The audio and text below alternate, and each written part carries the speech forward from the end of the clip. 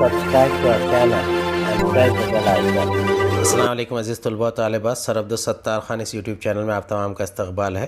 12th Urdu grammar new syllabus, یہ نثری قواعد کی مکمل وضاحت دیکھیں گے، جملوں کا صرفی تجزیہ۔ چلیے شروعات کرتے ہیں۔ پہلے اجزائے کلام دیکھیں گے، یعنی پارٹس آف اسپیچ۔ ناؤن یعنی اسم، پروناؤن یعنی ضمیر، فعل یعنی ورب، ایڈجیکٹیو یعنی صفت، ایڈورب یعنی فعل متعلق، پریپوزیشن یعنی حرف جار، کنجکشن یعنی حرف ربط، انٹرجیکشن یعنی حرف فجائیہ۔ اب یہ اجزائے کلام ہم تمام کے تمام الگ کریں گے اور اس کے بعد اس ویڈیو کو آگے بڑھائیں گے۔ ابتدائی جماعتوں سے آپ پڑھتے آ رہے ہیں کہ کلام کے اجزاء کیا ہے، یعنی اجزائے کلام کون کون سے، جیسے کہ اسم، ضمیر وغیرہ۔ ان کے ناموں اور مثالوں سے بھی آپ بخوبی واقف ہیں، جیسے کہ اسم، ضمیر، صفت، فعل، متعلق فعل، حروف جار، حروف عطف اور حروف فجائیہ۔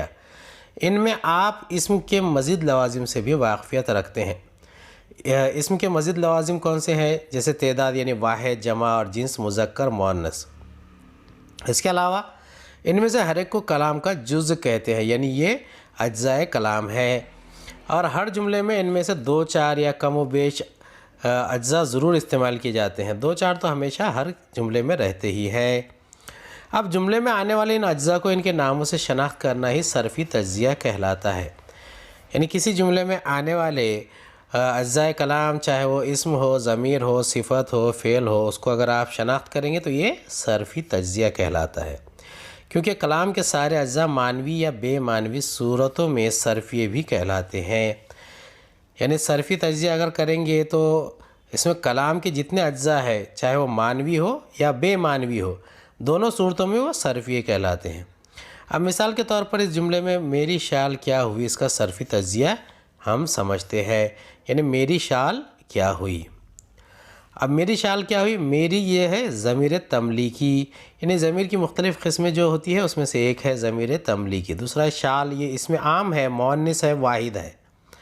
اس کے بعد ہے کیا، یعنی ضمیر استفہام، یہ سوالیہ جملے کے لیے استعمال کرتے ہیں، جیسے کہ آپ نے کیا کیا، یا پھر کیا تم گھر جا رہے ہو، تو یہ کیا جو ہے یہ سوالیہ ہے، ضمیر استفہام ہے۔ ہوئی یہ فعل ہے، ماضی مطلق ہونا سے ہوئی طے ہوتا ہے، اور اس لیے مؤنث ہے اور واحد ہے، جیسے مجھے خبر ہوئی، یا یہ واردات ہوئی۔ اب یہ اس مثال کا تجزیہ اور ذرا تفصیل کا حامل ہے، ہم اسے اور بہتر طریقے سے کر سکتے ہیں۔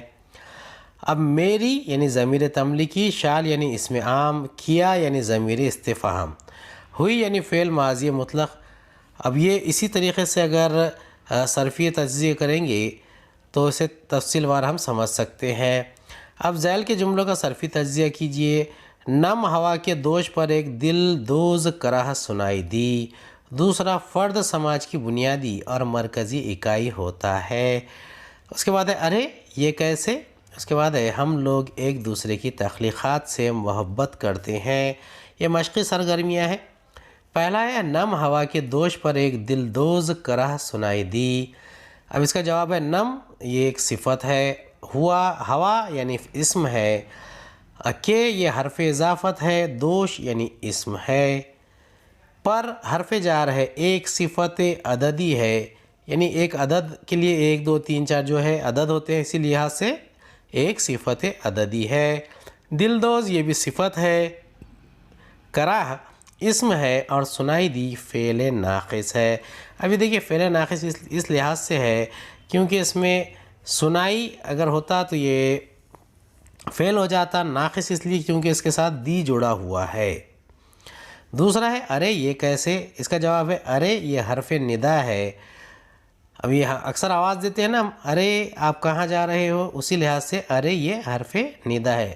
اب اسے ندا یا ندا کہے، آپ آواز کو کہتے ہیں۔ یہ ضمیر اشارہ، کیسے حرف استفہام، یعنی آپ کیسے ہو، تم کیسے ہو، تو یہ کیسے حرف استفہام ہے۔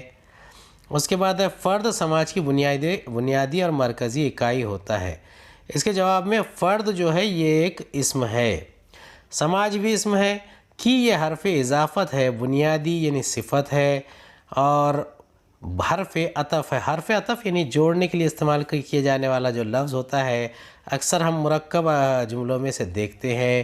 مرکزی صفت، مرکزی یعنی یہ صفت ہے. اکائی یہ بھی ایک اسم ہے، ہوتا ہے فعل ناقص ہے. چوتھا، ہم لوگ ایک دوسرے کی تخلیقات سے محبت کرتے ہیں. اس کا جواب ہے ہم لوگ یہ اسم ضمیر ہے، جمع متکلم ہے. ہم یہ جمع کے لیے صیغے میں آتا ہے اور اسی لحاظ سے ہم لوگ جو ہے یہ جمع متکلم اسم ضمیر ہے. ایک دوسرے یہ بھی اسم ضمیر ہے لیکن جمع غائب ہے، وہاں موجود لوگوں کے درمیان بات نہیں ہو رہی ہے. یہ ہو سکتا ہے. کی یعنی یہ بھی حرف اضافت ہے، تخلیقات اسم ہے. سے یہ حرف جار ہے، محبت اسم ہے اور کرتے ہیں فعل متعدی ہے.